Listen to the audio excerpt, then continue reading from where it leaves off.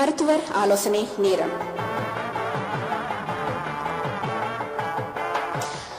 மனிதனுக்கு பற்கள் இன்றியமையாத ஒரு உறுப்பாக இருக்கிறது. உண்ணும் பொருட்களை நன்றாக அரைத்து அது எளிதில் செரிமானம் அடைய பற்கள் இன்றியமையாதாக இருக்கிறது. மட்டுமல்ல, முக அழகிற்கும் முகப்பொலிவிற்கும் பேசுவதற்கும் இந்த பல் மிக மிக மிக முக்கியமாக இருக்கிறது. உடலின் நுழைவாயிலான வாயை ஆரோக்கியமாக வைத்திருப்பது உடலின் பல நோய்கள் வராமல் இருக்க வழி செய்யும் பற்கள் மிக உதவியாக இருக்கும். எனவே எந்த வகை கோணத்திலிருந்து பார்த்தாலும் பல் எனும் உறுப்பு மிக மிக முக்கியமானது. அந்த வகையில் இன்று டாக்டர் எலிலன் அவர்கள் இந்தியாவிலிருந்து இணைந்திருக்கின்றார். டாக்டர் எலிலன் அவர்கள் இந்தியாவின் திருவாரூரை சேர்ந்தவர். பல் வைத்தியராக கடமை புரியும் இவர் அண்ணாமலை பல்கலைக்கழகத்தில் பேச்சுலர் ஆஃப் டென்டல் சர்ஜரி முடித்து கடந்த 12 வருடங்களாக பிரைவேட் பிராக்டிஸ் செய்து கொண்டிருக்கிறார். தவிர திருவாரூர் மெடிக்கல் காலேஜில் டென்டல் சர்ஜனாக பணியாற்றி இருக்கிறார். இவரை பற்றி மேலும் சொல்வதானால் 10க்கும் மேற்பட்ட கருத்தரங்களை நடத்தி இருக்கிறார். 100க்கும் மேற்பட்ட இலவச டென்டல் கேம்ப்ஸ் நடத்திய பெருமையும் இவருக்கு உண்டு. இவரை இணைத்துக் கொண்டு அவரோடு பேசிக்கொள்வோம். இனிய வணக்கம் டாக்டர் எலிலன் அவர்களே, இணைந்திருக்கின்றீர்கள். இனிய வணக்கம். உங்களை லண்டன் தமிழ் வானொலியினூடாக வாழ்த்தி வரவேற்றுக் கொள்கின்றோம் அன்போடு. வணக்கம் சகோதரி. வாருங்கள். வணக்கம். வணக்கம். உங்களை பற்றிய அறிமுகத்தை நான் ஓரளவுக்கு சொல்லிவிட்டேன். இன்று நாங்கள் பல் சம்பந்தமாக பேச இருக்கின்றோம் உங்களோடு. நீங்கள் தொடர்ந்து பேசிக்கொள்ளலாம். இணைப்பில் வரும் நேயர்களையும் நாங்கள் இணைப்போடு இணைத்துக் கொள்வோம். அவர்கள் கேட்கும் கேள்விகளையும் அதற்கான பதிலையும் கொடுத்துக் கொள்வோம். நான் அதற்கான இலக்கங்களை நான் இவர்களுக்கு முதலில் கொடுத்து விடுகின்றேன். ஆம் உறவுகளே, டாக்டர் எலிலன் அவர்கள் இணைந்திருக்கின்றார்கள். நீங்கள் அழைத்துக் கொள்ள வேண்டிய தொலைபேசி எண்கள் 58696336 மற்றும் 58679996. இந்த 2 இலக்கங்களிலும் நீங்கள் இணைந்து கொண்டு டாக்டர் எலிலனோடு பேசிக்கொள்ளலாம். பல் சம்பந்தமான எந்த கேள்வியும் அவரோடு நீங்கள் கேட்டுக்கொள்ளலாம், தெளிவை பெற்றுக்கொள்ளலாம். டாக்டர், தொடர்ந்து கொள்வோம். முதலில் நாங்கள் பல் சுத்தம் அதிலிருந்து ஆரம்பித்துக் கொண்டு போவோம் இல்லையா? ஆமாம் மேடம். இப்போது பல் மருத்துவம் பற்றி ஒரு விழிப்புணர்வு கலந்தையாடலில் என்னை பங்கெடுக்க காரணமான நிகழ்ச்சி தொகுப்பாளர் சகோதரிகளுக்கும் லண்டன் தமிழ் ரேடியோவுக்கும் என்னுடைய வணக்கமும் நன்றியும். இன்சான் உடம்புக்கு சிரசே பிரதானம் என்ற சொல் தொடர் உண்டு. இந்த சிரசுக்கு சகோதரி சொல்வது போல இந்த உடம்புக்கு ஒரு நுழைவாயில் போடுறது வாய் என்று சொன்னால் மிகையாகாது. இந்த mouth is mirror of systemic health and diseases என்ற சொற்றோட மருத்துவ மொழி கூட உண்டு. நம் உடல் உறுப்புகள் நோய்வாய்ப்படும் போது சிறிய சிறிய மாற்றங்களை சந்திக்கும். இதை பயன்படுத்தித்தான் நான் பண்டைய காலங்கள் முதல் நாடி பார்த்தல், வாயில் உள்ள மாற்றங்களை பரிசோதித்தல் வைத்துக் கொண்டுதான் நோயின் தன்மைகள், அதற்கான சிகிச்சை முறைகளை ஆதி காலம் முதல் மருத்துவர்கள் செஞ்சுக்கிட்டு வந்தாங்க. இப்ப நான் சொல்றது பண்டைய கால முறைகள். பொதுவாக வாய் ஆரோக்கியம், அதாவது வாய் சுத்தம் என்பது பல் ஆரோக்கியத்தை மட்டும் சார்ந்தது கிடையாது. பொதுவாக வாய் ஆரோக்கியம் என்பது பல் ஆரோக்கியம், ஈறுகளுடைய ஆரோக்கியம், பல்லை தாங்குகின்ற எலும்புகளுடைய ஆரோக்கியம், நாக்கினுடைய ஆரோக்கியம், கண்ணம் அன்னங்களுடைய ஆரோக்கியம், இவை எல்லாத்துடைய தொகுத்த கலவையினுடைய மொத்த ஆரோக்கியம் தான் ஒரு சுகாதாரமான ஒரு வாயினுடைய ஆரோக்கியமாகும்.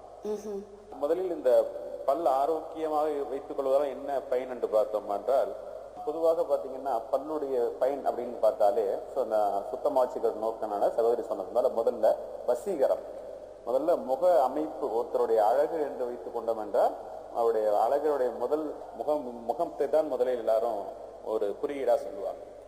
அந்த முக அழகில் பல் பிரதான ஒரு இடத்தை பிடிச்சிருக்கு. நன்கு வரிசையாக அமைந்த பற்கள் தான் முக வரிசையை பார்த்தீங்கன்னா சீராக வைத்திருக்கும். சுத்தமான ஆரோக்கியமான பற்கள் கூட ஒரு அருமையான புன்னகையோ இல்ல அழகு சார்ந்த ஒரு முகத்தையோ கட்டாயம் கொடுக்கும். அதனால பல்லுடைய முதல் பயனே பார்த்தீங்க அப்படின்னா ஒரு வசீகரம். ரெண்டாவது உச்சரிப்பு. நம்ம பேசும்போது பாத்தீங்கன்னா சில வார்த்தை நம்ம நாக்கு மேல அன்னத்தையோ இல்ல பல்லையோ இல்ல கீழ்பல்லையோ தட்டி வர வார்த்தைகள் தான் வார்த்தையோட உச்சரிப்பை கொடுக்கும். முக்கியமா பல்லு இல்லாதவங்க பாத்தீங்கன்னா இந்த எஃப், எஸ், வி, இத்து இந்த மாதிரி வார்த்தைகள் எல்லாம் சொல்ல முடியாது. அதனால ஒரு சமூகத்துல மதிப்பாகவும் அங்கீகாரமாக கூட இருக்கணும் அப்படின்னா ஒரு தெளிவான ஒரு பிசிறு இல்லாம பேசினாதான் அதற்குள்ள அங்கீகாரம் கூட நம்மளுக்கு கிடைக்கும். அதனால பல்லுடைய அடுத்த பயன் அப்படிங்கிறது பாத்தீங்கன்னா பல்லுடைய உச்சரிப்பு, அது ரொம்ப முக்கியம். மூன்றாவது கடைசி பயன் பார்த்தீங்கன்னா உணவு அரைத்தல். பொதுவாக பார்த்தீங்க அப்படின்னா எந்த ஒரு உயிருள்ள உறுப்புக்கும் பார்த்தீங்கன்னா எந்த ஒரு உறுப்பு இயங்குறதுக்கு ஒரு எரிபொருள் அவசியம். ஒரு பொருள் இயங்கணும்னாலே ஒரு கணினி இயங்கணும்னா ஒரு மின்சாரம் தேவை, ஒரு வண்டி இயங்கணும்னா பெட்ரோல் தேவை.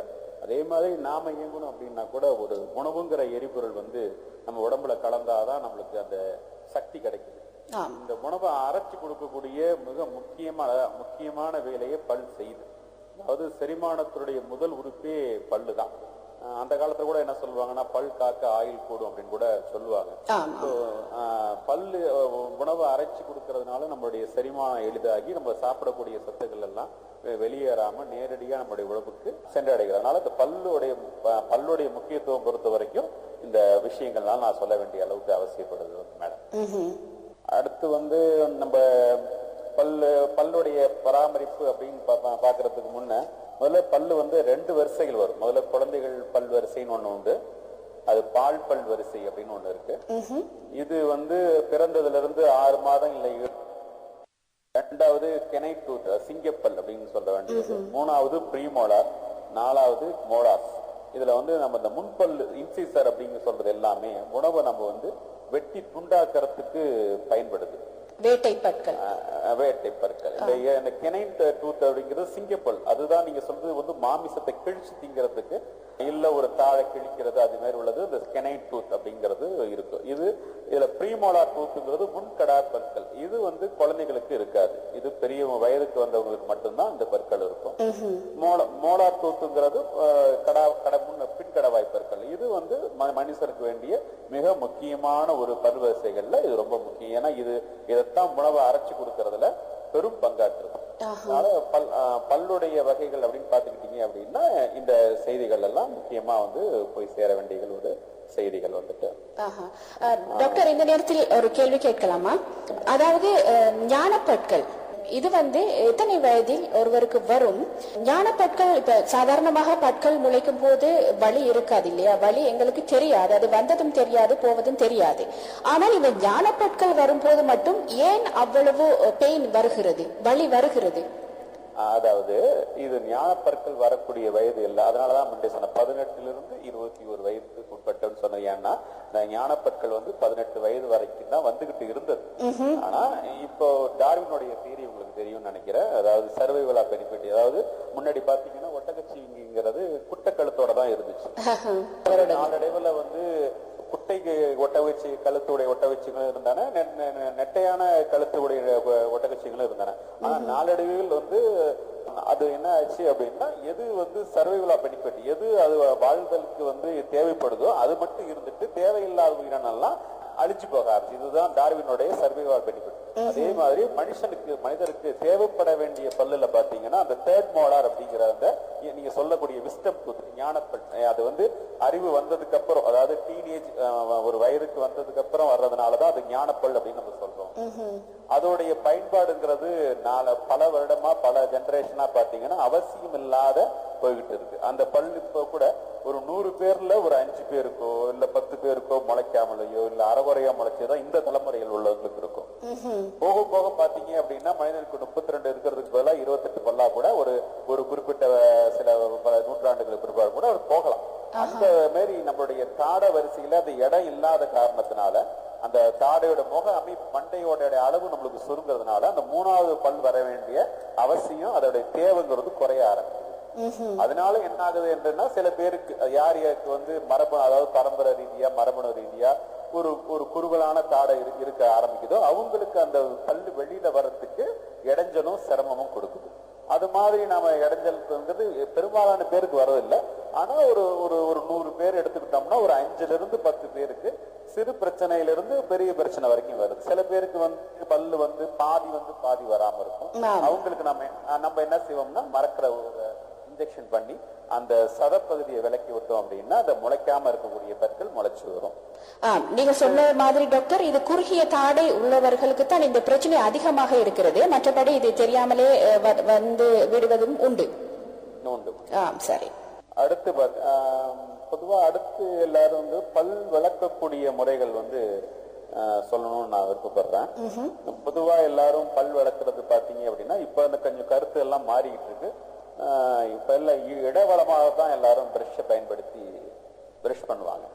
இடமிருந்து வளமாக இடவளமாக அது பண்ணி பண்றதுங்கிறது அந்த வேஸ்ட் சுத்தமா. ஏன்னா இடவளமா நீங்க பிரஷ் பண்றீங்கன்னா இங்க வலது பக்கத்துல இருக்கக்கூடிய துகள்கள் வந்து இடது பக்கமும், இடது பக்கத்துல இருக்கக்கூடிய துகள்கள் வலது பக்கம் தான் வந்து சேரும். அதனால வந்துட்டு பிரஷிங்கோட எஃபிஷியன்சி அப்படிங்கிறது குறைய ஆரம்பிக்கும். அப்ப எப்படி செய்யணும் அப்படின்னா, ஃபர்ஸ்ட் பல் விளக்குறதுக்கு முன்ன வாயை மூடிய நிலையில முதல்ல பல் விளக்க, வாயை சற்று திறந்த நிலையில தான் பல் விளக்க ஆரம்பிக்கணும்.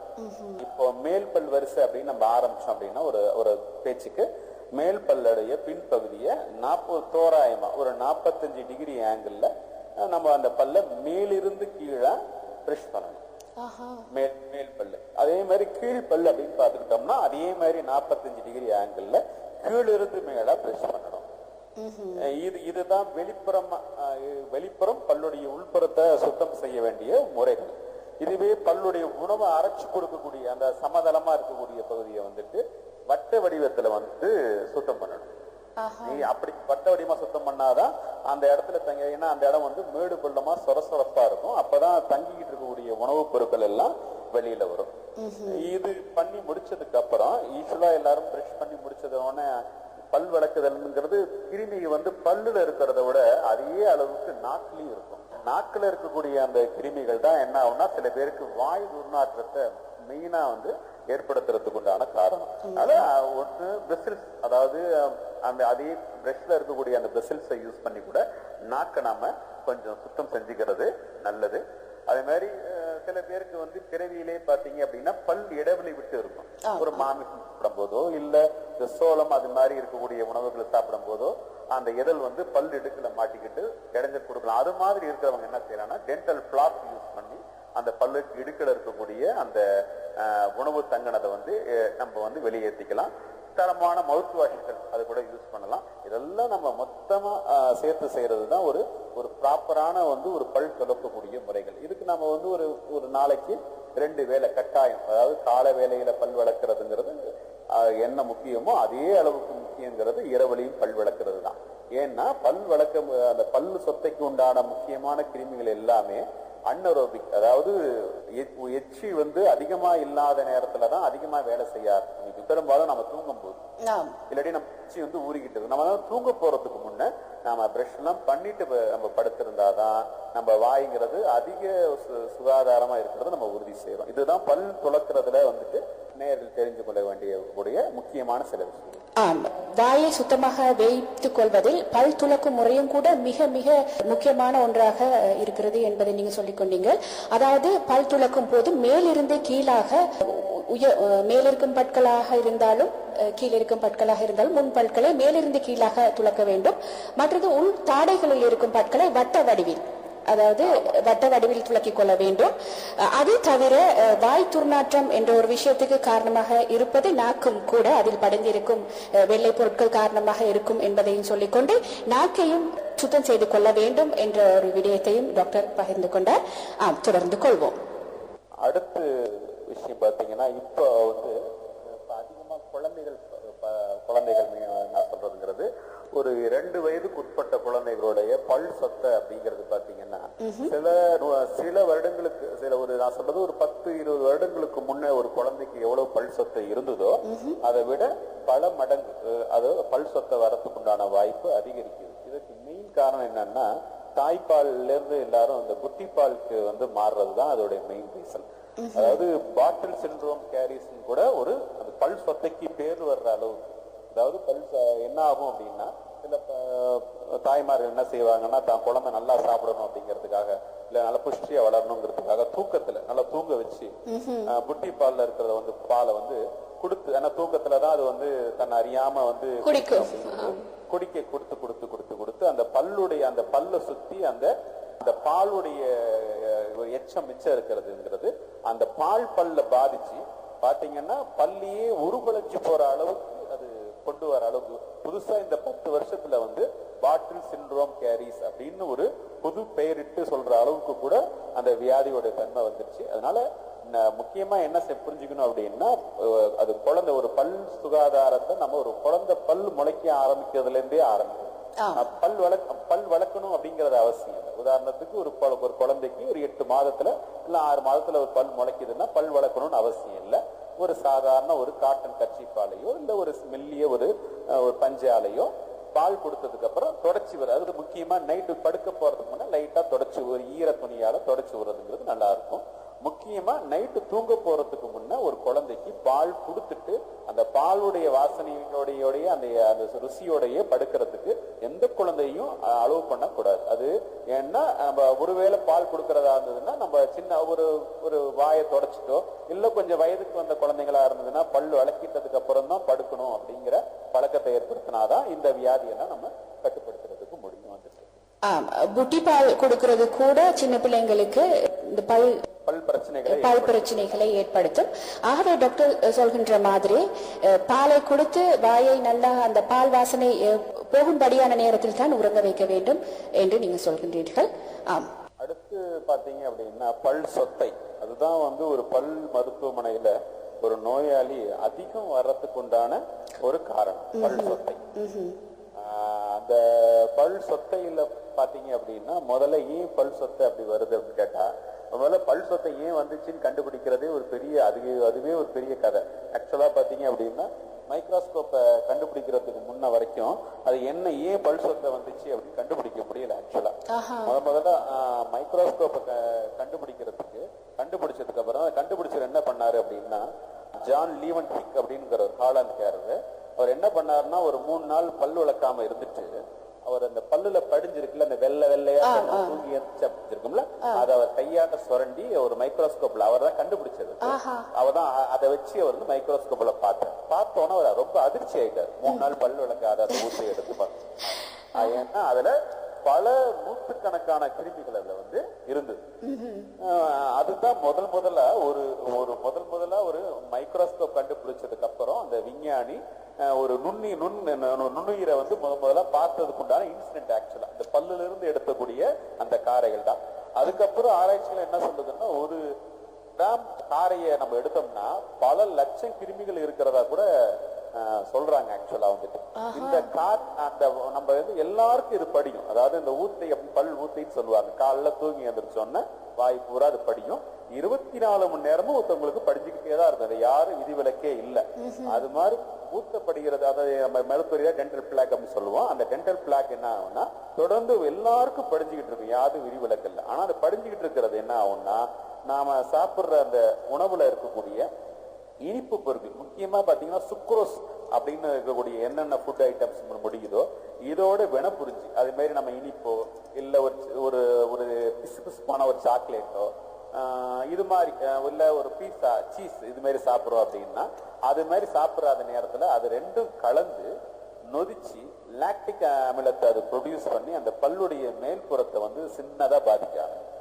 இது மாதிரி தொடர்ந்து அந்த பல்ல பாதிக்க அதாவது தொடர்ந்து கவனிக்காம இருக்க அந்த பல் சொத்தைங்கிறது அப்படியே அந்த எனாமலுடைய ஒரு இடத்துல பல் புலி அப்படிங்கிறது வரும். இதுதான் பல் சொத்தையுடைய ஒரு ஆரம்பம்.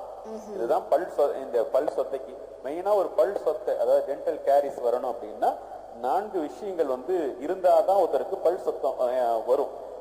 ஏன் சில பேர் கூட என்கிட்ட கேட்பாங்க, நான் பல்லு நல்லா வளர்க்குறேன், என் தங்கச்சி நல்லா பல்லு வளர்க்க மாட்டேங்குது, ஆனா பல் வளர்க்குற பையனுக்கு தான் சொத்த பல் அதிகமா வருது, என் வளர்க்காத பொண்ணுக்கு வர மாட்டேங்குது கூட சில அப்பா அம்மா என்கிட்ட கேட்கறது உண்டு.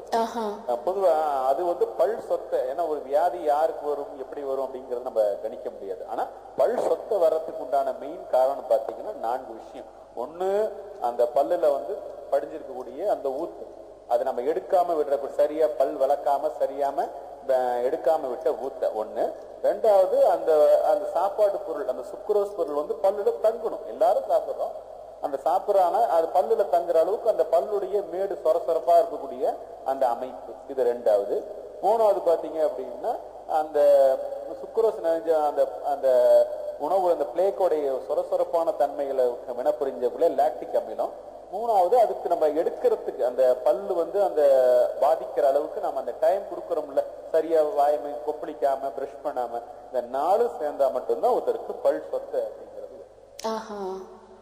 இந்த பல் சொத்தை அதாவது பல் சொத்தைங்கிறது திடீர்னு வராது. ஒருத்தருக்கு திடீர்னு காய்ச்சல் வரலாம், திடீர்னு ஒரு வயிற்றுப்போக்கு வரலாம். ஆனா யாருக்கும் திடீர்னு பல் சொத்தை வராது. ஒரு பல் சொத்தை அப்படின்னு ஒரு நிலை வர்றதுக்கே சில வாரங்கள் சில மாசங்கள் வந்து நாம வந்து கொஞ்சம் கவனக்குறைவா இருந்திருந்தா மட்டும்தான் அந்த பல் சொத்தை அப்படிங்கிற வந்து ஒரு நிலை வர ஆரம்பிக்கும். அது மாதிரி பல் சொத்தை வந்த உடனே எப்ப வைத்தியம் பண்ணணும், அப்படி சிகிச்சை பண்ணணும் அப்படின்னா, நம்ம அந்த பல் சொத்தை வந்து இந்த எனாமல் பகுதியில வந்து நிக்குது இல்ல, அப்பவே ஒரு பல் மருத்துவரை பார்த்து அந்த பல் சொத்தையை ஆரம்பத்திலேயே கிளியர் பண்ணி நம்ம கிளீன் பண்ணி வச்சுக்கிறது, அடைச்சிடுறதுங்கிறது ரொம்ப நல்ல சால சிறந்ததான ஒரு முறை. அந்த நேரத்துல பாத்தீங்கன்னா அப்படின்னா பல்லுல வலியோ எந்த விஷயமோ வராது. சில பேர் என்ன செய்வாங்க அப்படின்னா, நம்மளுக்கு பல் ஒண்ணும் வலிக்கலையே, பெரிய பல்லுல இருக்கு தொலை எதுவும் வரலையே, இப்ப போய் நம்ம போய் பல்லு அடைச்சுக்கணுமா அப்படின்னு கூட சில நேரங்கள்ல தவறுதலா நினைக்கிறது கூட உண்டு. அது தவறு. பல் நம்ம கண்ணாடியில பார்த்தோம் அப்படின்னா நம்ம பல்லுடைய அந்த மேடு பள்ளமான அந்த பகுதிக்கு நடுப்புற ஒரு கருப்பு கலரான ஒரு புள்ளி இருந்தால் அது பல் சொத்தைக்கான அறிகுறி.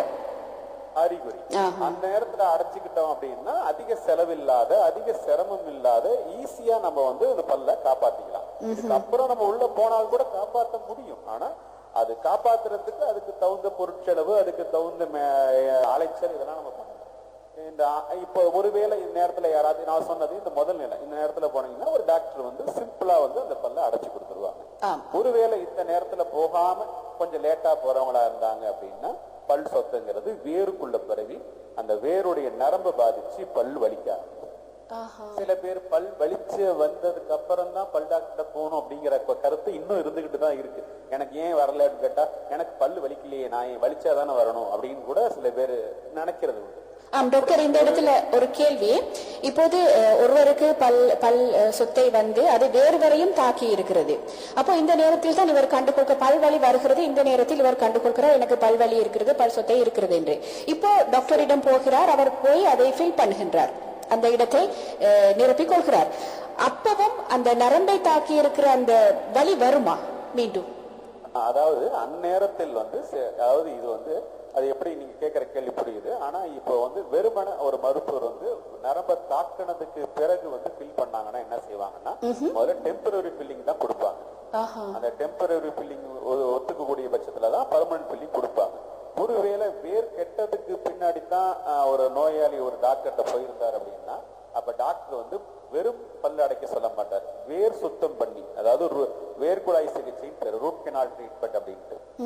இந்த சிகிச்சை அப்படிங்கிறது நேரடியா பல் அடைக்கிறது கிடையாது, பகுதி பகுதியா பல் அடைக்கிறது. அதாவது இது எப்படின்னா, மரப்பு ஊசி அனஸ்தீசியா முதல்ல அந்த பல்லுல அந்த பல்லுக்கு மட்டும் கொடுத்து அந்த பல்லுடைய கடிக்கக்கூடிய பகுதி வழியால சின்ன தொலை பண்ணி அது வழியான அந்த பல்லுடைய வேர்ல இருக்கக்கூடிய அந்த உயிரோட்டமா இருக்கக்கூடிய அந்த நரம்பு பகுதிகளை வந்து நீக்கிடுவாங்க, பல்லு நீக்க மாட்டாங்க. அதுக்கு பதிலா செயற்கை கட்டப்பரிசை அப்படின்னு சொல்லக்கூடிய செயற்கை பொருளை, அதாவது உயிரோட்டத்தை ஆர்டிபிஷியல வந்து அந்த பல்லுக்குள்ளர பொருத்தி முதல்ல வேர் அடைச்சு அந்த பல்லுடைய உயிரோட்டத்தை முதல்ல செயற்கை உயிரோட்டமா கொடுத்துட்டு அதற்கு அப்புறம் அந்த வேரை அடைச்சு பல்லு அடைச்சு கடைசியா என்ன செய்வாங்கன்னா அந்த பல்லுக்கு ஒரு கேப் போல ஒரு அமைப்பை வந்து அந்த பல்லுக்கு மேல பொருத்துவாங்க. இது வந்து நீங்க சொன்னது மாதிரி பல் வலி வந்து பல் எடுத்துக்க அளவுக்கு விருப்பப்படல, ஆனா லேட்டா வந்தாலும் பல்ல காப்பாத்திக்கணும் அப்படின்னா இந்த ரூட் கெனால் ட்ரீட்மெண்ட் செஞ்சு அந்த பல்லுக்கு கேப் போடுவாங்க. இது வந்து பரவலா வந்து இப்போ இது வந்து முன்னாடி எல்லாம் நிறைய பேர் பல் காப்பாற்றக்கூடிய ஆர்வம் இல்லாம பல் வலிச்சா சரி எடுத்துருவோம் அப்படின்னு நிறைய பேர் நினைப்பாங்க. ஆனா இப்ப வந்து அந்த கான்செப்ட் எல்லாம் கொஞ்சம் கொஞ்சமா ஒரு 10-15 வருஷமா அந்த கான்செப்ட் எல்லாம் மாறி, அது நம்ம கவனிக்காம விட்டுட்டா கூட அந்த பல்ல காப்பாத்திரணும் அப்படின்னு விரும்புறவங்க இந்த முறையில ரூட் கெனால் ட்ரீட்மெண்ட் பண்ணி பல்லுக்கு க்ரோன் போட்டுக்கலாம். அப்படி என்றால் இப்படியான நிலையில் இருப்பவர்கள் வேறு சிகிச்சை செய்து கொண்டு அந்த பல்லை காப்பாற்றிக் கொள்ளலாம் என்று கட்டாயம் காப்பாற்றிக் கொள்ளலாம். அடுத்து பல் பிரச்சனைகள்ல பாத்தீங்கன்னா, பல் சொத்தைக்கு அடுத்து கொஞ்சம் மோசமா இருக்கக்கூடிய வியாதி எதுன்னு பாத்தீங்க அப்படின்னா பல் ஆட்டம், அதாவது பயோரியா அப்படின்னு சொல்லுவாங்க. ஈறு வீக்கம் வந்து பல்லெல்லாம் பலகீனமாகும். இது பொதுவா வயதுக்கு, அதாவது ஒரு 40 வயதுக்கு உட்பட்டவங்களுக்கு அதிகமா வர்றது கிடையாது. பெரும்பாலும் 40 வயதுக்கு மேற்பட்டவங்களுக்கு தான் இந்த வியாதிகள் வரும். இதோட காரணம் என்னன்னா, இங்கேயும் அதே காரணம் தான். அந்த டென்டல் பிளாக் அப்படின்னு சொல்ல தெரியுது, அதே விஷயம் தான் இங்கேயும் பாதிச்சு. அங்க பல்ல பாதிச்சது, இங்க ஈர பாதிச்சு. இங்க என்ன செய்யும் அப்படின்னா, அந்த டென்டல் பிளாக்ங்கிறது அப்படியே நாளடைவுல நாம சரியா பல் வளர்க்காம இருந்தோம் அப்படின்னா அது நாளாக நாளாக இறுகி அந்த பல் ஊத்த அப்படிங்கிறது இறுகி பல் காரையா அது கொண்டு வந்துடும். அதாவது டென்டல் கால்குலஸ் அப்படின்னு மாறி, அந்த கால்குலஸ்ங்கிறது ஒரு உப்பு போல ஒரு திடப்பொருளா போயிடும். அந்த உப்பு போல இருக்கக்கூடிய திடப்பொருளை என்ன செய்யும் அப்படின்னா நம்மளுடைய ஈரை வந்து அழுத்தி அதை புண்ணாக்கி நாம அழுத்தி பிரஷ் பண்ணும் போது என்ன செய்யும்னா ஈரிலிருந்து சிறு சிறு ரத்த கசிவுகளை ஏற்படுத்தும். இதனால என்ன ஆகும் அப்படின்னா ஒரு நல்ல நிலையில இருக்கிறவர் இந்த மாதிரி திடீர்னு வந்து ரத்த கசிவு லைட்டா வந்தது அப்படின்னா வெளியில தெரியாது. ஆனா அவர் பேசும்போது பக்கத்துல இருக்கிறவருக்கு ஒரு ரத்த வாட ஒரு மாதிரி ஒரு துர்நாற்றம் வந்து திடீர்னு ஆரம்பிக்கும். அதனால வந்துட்டு இந்த பயோரியா வந்தாலே, அதாவது இந்த ஈறு வீக்னஸ் ஆனாலே முதல்ல வாயில ஊத்தப்படிஞ்சு அது இறுக்கி காரையாகும். அந்த காரை இருக்கிறது துர்நாற்றத்தை கிடக்கும். அதுக்கப்புறம் நாளடைவில் என்ன செய்யும்னா அந்த காரையான அந்த இடப்பொருளை வந்து அந்த ஈரை பாதிச்சு ஈருக்கு, அதாவது ஈருடைய வேலை என்ன, பல்ல வந்து தாங்கிறது. அந்த பல்ல தாங்கிட்டு இருக்கக்கூடிய அந்த வேலையை வந்து செய்ய விடாத அளவுக்கு பார்ட்டிஷன் ரெண்டு பிரிக்கும். பல்லையும் ஈரையும் பிரிக்கும் போது பல்லு பலகீனமாகி நாளாக நாளாக நாளாக, இப்ப 4 மீன்ஸ் வருஷம் ஆக அந்த பல் வந்து பலகீனம் அடைஞ்சு, அந்த பல்ல தாங்கிட்டு இருக்கக்கூடிய ஈறு எலும்பெல்லாம் பலகீனம் அடைஞ்சு அந்த பல்லு அசைய ஆரம்பிச்சு பல்லு கொட்டும். நாம சின்ன வயதுல பார்த்தோம் அப்படின்னா நம்ம நான் சொல்றதுங்கிறதெல்லாம் ஒரு 70-80 வருடங்களுக்கு முன்ன உள்ள தலைமுறையில் உள்ளவங்களை பாத்தீங்கன்னா வயதானா முடி நரைச்சு போயிடும், கண்ணு தெரியாது, வாய் பொக்கையா இருக்கும் அப்படின்னு சொல்லுவாங்க. இன்னைக்கு யாரும் நரைச்சு போனவங்க யாரும் இருக்கிறது இல்ல, டை அடிச்சுக்கிறாங்க, கண்ணு தெரியாது இல்ல, யாரெல்லாம் கேட்ராக்ட் பண்ணிக்கிறாங்க. அதே மாதிரி பல்லு இல்லாத இருக்கிறவங்க எண்ணிக்கையும் கணிசமா குறைஞ்சிருச்சு. அதாவது கண்ணுக்கு கொடுக்க முக்கியத்துவம் அளவுக்கு பல்லுக்கு கொடுக்காட்டி இருந்தா கூட ஒரு பெரும்பான்மையான இந்த தலைமையில இருக்கிறவங்க அதுல இருந்து மாறிட்டாங்க. வயசானா பல்லு போயிடும் அப்படிங்கறதெல்லாம் இந்த காலத்துல இருக்கக்கூடிய வயதானவங்க யாரும் ஒத்துக்கிறது கிடையாது. எல்லா வயசுலயும் கண்ணு தெரியணும், எல்லா வயசுலயும் பல்லு வேணும் அப்படின்ட்டு பல்ல காப்பாத்திக்கிறாங்க. இதுவே அதனால இந்த மெயினா இதுல பல் வியாதிக்கும் ஈறு வியாதிக்கும் ஒரு நூலளவு தான் வித்தியாசம். காரணம் ஒண்ணுதான், அதாவது டென்டல் பிளாக் அதான் காரணம். ஆனா என்னன்னா ஒருவேளை பல் வியாதிக்கு வைத்தியம் செய்யாம இருந்தா ஒரு பல் எடுக்கிறோம் அப்படின்னா அதனால அடுத்த பல் பாதிக்காது. ஆனா ஈறு வியாதின்னு வந்துருச்சு அப்படின்னா ஒரு பல் எடுக்கிற அளவுக்கு போனாலே கிட்டத்தட்ட எல்லா பல்லும் எடுக்கிற அளவுல தான் இருக்குன்னு அர்த்தம். ஏன்னா அது எலும்பெல்லாம் வீக்காக ஆரம்பிக்கும் போதுதான் ஏதாவது ஒரு காலகட்டத்துல ஒரு பல்லு படிக்க ஆரம்பிக்கும். வந்து பல் சொத்தையோட ஈறு பாதிப்புங்கிறது பல்ல அழிக்கிறதுல முக்கிய பங்கு. ஏன்னா 32 பல்லு இருக்கே தவிர 32 பல்ல தாங்கிட்டு இருக்கக்கூடிய ஒரே உறுப்பு ஈறு தான். நாம ஈறு பாதிச்சிருச்சுனாலே 32 பல்லும் அபாயத்துல இருக்கு அப்படின்னு அர்த்தம். ஈறு நோய்கள் வராமல் இருப்பதற்கு என்ன செய்ய வேண்டும்? இது ஒரு பார்க்க போனால் பயங்கரமாகத்தான் இருக்கிறது. ஈறு நோய்கள் வந்து எல்லா பற்களையும் ஆட்டங்கான செய்யக்கூடிய அளவுக்கு இருக்கிறது. இதன் பயங்கரம். இதுக்கு என்ன செய்யலாம் டாக்டர்? முதல்ல வந்து நான் முன்னாடி சொன்னது மாதிரி சுய பராமரிப்பு, 2 வேளை பல் விளக்குதல், சாப்பிட்டதுக்கு அப்புறம் வாய் கொப்பளித்தல், இது பொதுவா எல்லா சாதாரண உள்ள விஷயங்கள். இதுவே பல பேருக்கு பொருந்தும், பெரும்பாலான பேருக்கு இது சில பேருக்கு என்ன ஆகும் அப்படின்னா நம்மள வேர்க்கக்கூடிய உடம்பா இருக்கு. சில பேருக்கு வேர்க்கக்கூடிய உடம்புல இருக்கிறவங்களுக்கு பாத்தீங்க அப்படின்னா அவங்க வெயில்ல வேலை செய்யறாங்கன்னா அவங்களுக்கு உடம்பு துர்நாற்றம், தோல் வியாதிகள் இதெல்லாம் வரத்துக்கு வாய்ப்பு எப்படி இருக்கோ அதே மாதிரி சில பேருக்கு நான் முன்னாடியே சொன்ன மாதிரி இந்த ஊத்த சில பேருக்கு என்னதான் பல் வளர்க்குனா கூட தொடர்ந்து வந்து அந்த படிஞ்சு இருக்கும். அது மாதிரி இருக்கிறவங்க நம்ம நல்லாதான் பல் வளர்க்குறேன் ஆனா எனக்கு அந்த வாயில படிஞ்சுக்கிட்டு இருக்கிறதுங்கிறது இந்த கருப்பு கலரா ஒட்டிக்கிட்டு இருக்கிறது வர அப்படியே படிச்சுக்கிட்டு தான் இருக்குன்னா ஒரு பல் மருத்துவரை பார்த்து ஸ்கேலிங், அல்ட்ராசவுண்ட் ஸ்கேலிங் பண்ணிக்கிட்டீங்க அப்படின்னா சாதாரண பல் சுத்தம் பண்ணிக்கிட்டா அந்த பல்லுல இருக்கக்கூடிய காரைகள் எல்லாம் வெளியேறிச்சு அப்படின்னா 100% உங்களுடைய ஈறு எந்த பாதிப்பும் கொடுக்காது. பெரும்பாலும் இந்த ஸ்கேலிங்க ஒரு ஈறு வியாதியை வராத, அதாவது ஒருவேளை நாம சுய பராமரிப்புக்கு மீறியும் ஒருவேளை வந்து காரப்படியுது, பல் வளர்க்கும் போது ரத்த கசி வருது அப்படின்னா சாதாரணமா பல் சுத்தம் பண்ணி அல்ட்ராசவுண்ட் ஸ்கேலிங் பண்ணி ஈறு பிடிமானத்துக்கு நல்லா அதுக்குள்ள கம் கிளீன்ஸ் எல்லாம் யூஸ் பண்ணாலே உங்களுடைய பல்லு 100% பலமாகும், பல்லு விடும் அப்படிங்கிற கேள்விக்கு இடமே கிடையவே கிடையாது. இன்னொரு கேள்வி இந்த நேரத்தில், அதாவது உணவு குறைபாடு மற்றும் ஊட்டச்சத்துக்களின் குறைபாடாலும் இந்த ஈறு பல்களில் இருந்து ரத்தம் வடிதல், சீல் வடிதல் அது மாதிரி வர முடியுமா டாக்டர்? வரும். அதாவது உணவு, அதாவது பல் ஆஸ்பெக்ட்ல பாத்துக்கிட்டீங்க அப்படின்னா புளூரோசிஸ், சத்து குறைபாடு நீங்க கேட்டதுனால புளூரோசிஸ் பல்லு சம்பந்தப்பட்டது. 2 வேற, பல்லு வேற ஈறு வேற. புளூரோசிஸ்ங்கிறது இந்த புளூரைடு அந்த குறைபாடு. இங்க வந்து இப்ப இந்தியாவை பார்த்துக்கிட்டீங்க அப்படின்னா சில பகுதிகள், அதாவது சில மாவட்டங்கள்ல பாத்தீங்கன்னா தண்ணி கிரவுண்ட் வாட்டர்ல புளூரைடோடைய அளவு கூட இருக்கும். அதாவது 1 லிட்டர் வாட்டர்ல 1 மில்லிகிராம் புளூரைடு இருந்ததுன்னா அது நார்மல். எங்கெங்கெல்லாம் ட்ரிங்கிங் வாட்டர்ல அந்த 1 மில்லிகிராமுக்கு கூட புளூரைடு போகுதோ அப்ப அந்த மாதிரி இருக்கிறவங்களுக்கு பல்லுல குறைபாடால புளூரோசிஸ் வரும், சத்து குறைபாடால. அப்ப என்ன ஆகும் அப்படின்னா பல்லுடைய நிறம் மாறி நல்ல பல் விளக்குனாலுமே ஒரு மாதிரி ஒரு ஒழுங்கில்லாத ஒரு உடையக்கூடிய தன்மையில போகிற அளவுக்கு அந்த பல்லு போகும். பல்லுல வரக்கூடிய சத்து குறைபாடுகள்ல ஒண்ணு புளூரோசிஸ், ரெண்டாவது கால்சியம் குறைபாடு. கால்சியம் குறைபாடா இருக்கக்கூடிய, அதாவது பால் அதிகம் எடுக்காத குழந்தைகள், இல்ல பிறவியிலேயே மரபணுல பாரம்பரியமா பரம்பரையா வரக்கூடிய குறைபாடுல இருக்கிறவங்களுக்கு நான் சொன்னது மாதிரி என்னதான் பல் வளர்க்கினார்கள் கூட அவங்களுக்கு பல் கொஞ்சம் இடம் கொடுத்தா கூட அவங்களுக்கு பல் சொத்தை வரத்துக்கு உண்டான வாய்ப்பு அதிகம், அதாவது மிச்சவங்களை விட. அப்ப பல்லு பொறுத்த வரைக்கும் இது 2. ஈரை பொறுத்த வரைக்கும் பாத்தீங்க அப்படின்னா அந்த ரத்த கசிவுக்கு மெயின் காரணம் பாத்தீங்கன்னா விட்டமின் கே, விட்டமின் சி.